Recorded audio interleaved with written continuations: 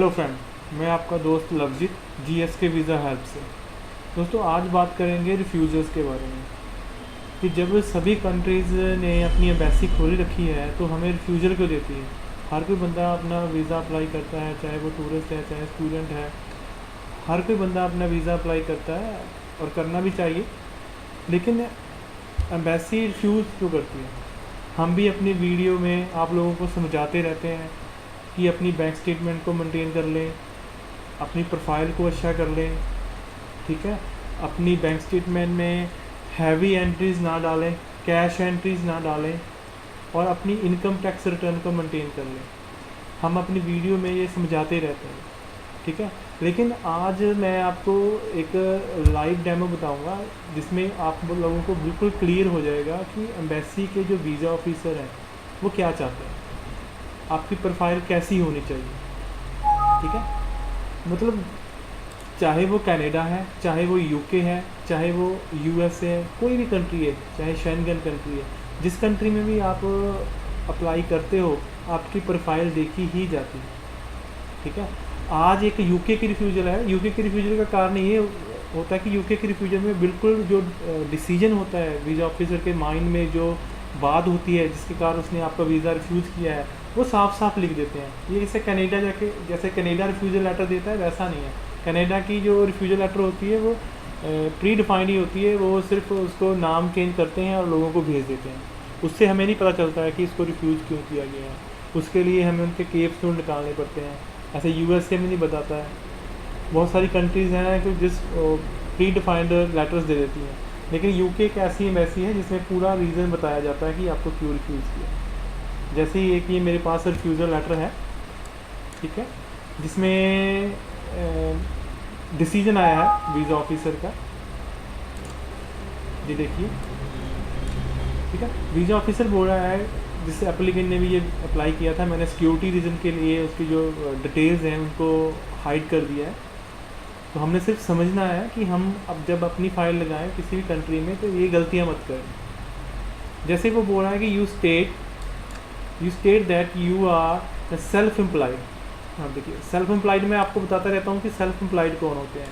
जो किसी कंपनी में या गवर्नमेंट दफ्तर में जॉब नहीं करते, उन्होंने अपनी दुकानें, अपने ऑफिस, अपने मॉल, अपना खुद का काम करते हैं, उसको हम सेल्फ एम्प्लॉयड या प्रोपराइटर भी बोल देते हैं, ठीक है। वो कह रहा है कि you are the self employed. जैसे ये जो एप्लीकेंट है जिसकी हम केस स्टडी कर रहे हैं, वो एक सेल्फ एम्प्लॉयड था, उसकी एक दुकान थी, ठीक है। उसमें उसने बताया था अपनी एप्लीकेशन में वो साल का 3,65,195 रुपये कमाता है, जिसकी पौंड में अगर वैल्यू की जाए वो 3,580 है पर एनम एक साल में। मतलब वो वीज़ा ऑफिसर को बोल रहा है कि आपने मुझे बताया कि आप एक सेल्फ एम्प्लॉयड हो, प्रोपरेटर हो और आप सालाना 3,65,195 रुपये कमाते हो, ठीक है। ये बात वो बोल रहा है कि मुझे समझ लगी है। इन support you application you have submit the certificate of registration, और आपने अपनी फ़ाइल को सपोर्ट करने के लिए जो आपकी दुकान है उसका रजिस्ट्रेशन सर्टिफिकेट भी लगाया था, ठीक है, उसको भी हमने देख लिया है। लेकिन how the information provided with you application does not support your statement of annual income. But आपने जो आपकी एनुअल इनकम की जो रिटर्न लगाई है, जैसे हम आईटीआर लगा देते हैं, ठीक है, वो जो है आपकी एप्लीकेशन में प्रोवाइडेड नहीं की गई है। वैसे ही बता दिया कि मेरी इनकम 3,65,000 है, लेकिन इनकम टैक्स रिटर्न नहीं लगाई साथ, ठीक है। तो वो कैसे माने कि आपकी इनकम ये है, ठीक है। तो ये ध्यान रखना है कि अपनी इनकम टैक्स साथ में ज़रूर लगानी है, जिससे ये वीज़ा ऑफिसर को पता लग जाए कि आपकी आप जो इनकम उनको बता रहे हैं वो इनकम आपकी एक्चुअल में है, ठीक है। एक तो ये रीज़न इस एप्लीकेशन में आया है जो साफ साफ बताया गया है।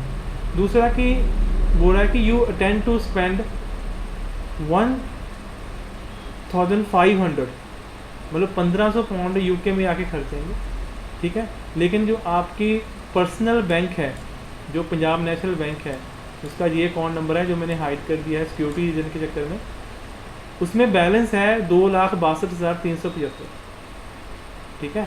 1.5 लाख आप खर्च दोगे और आपके अकाउंट में है 2,62,000। तो ये बात वो कह रहा है कि ठीक नहीं है, कि मुझे नहीं लगता कि आप वापस आओगे, क्योंकि आपके अकाउंट में जितने पैसे हैं आप एक यूके के ट्रिप में नहीं कर सकते।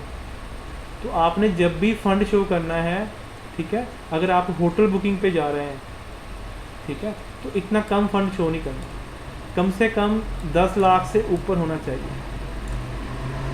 ठीक है, अगर होटल बुकिंग में लगा। तो ये जो इनका बैंक बैलेंस था बहुत कम था और इनकी रिटर्न के हिसाब से भी ठीक नहीं है। उन्होंने आगे भी बताया है, however I am not satisfied that your document represent the accurate reflection of your personal circumstances because your account show irregular deposits। देखिए, जैसे हम बताते रहते हैं कि अपनी बैंक स्टेटमेंट को मैनेज करें, वो कह रहा है कि आपने अपनी बैंक स्टेटमेंट जो सेविंग है, आपकी पर्सनल बैंक सेविंग है, अकाउंट है, उसमें बहुत सारे अनऑथराइज्ड ट्रांजैक्शंस की हुई हैं। ये जो सेल्फ एम्प्लॉयड है ऐसा करते हैं, वो अपना करंट अकाउंट नहीं खिलाते हैं। मैं कई मुझे मिलते हैं लोग, लेकिन वो करंट अकाउंट नहीं खिलाते हैं। मैं सभी को बोल रहा हूँ कि अपने करंट अकाउंट खिलाएं, उसमें जो बिज़नेस की ट्रांसैक्शन है उसमें करें, सेविंग अकाउंट में अपने बिज़नेस की ट्रांसैक्शन ना करें। तो देखिए, ये वही बात आ गई है कि आपने अपने पर्सनल अकाउंट में बहुत सारे डिपॉजिट्स कराए हैं जो रेगुलर नहीं है, ठीक है।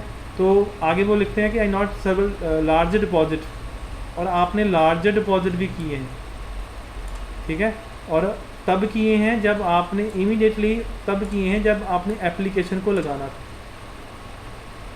मतलब ये 2 लाख भी तब आया, उस वीक में आया, बहुत सारा हैवी अमाउंट। पहले इनके अकाउंट में पैसा कुछ नहीं था, इसका मतलब जब उन्होंने एप्लीकेशन लगानी थी उस वीक में ही इन्होंने ये पैसे डलवाए हैं। तो ये बहुत बड़ी गलती है।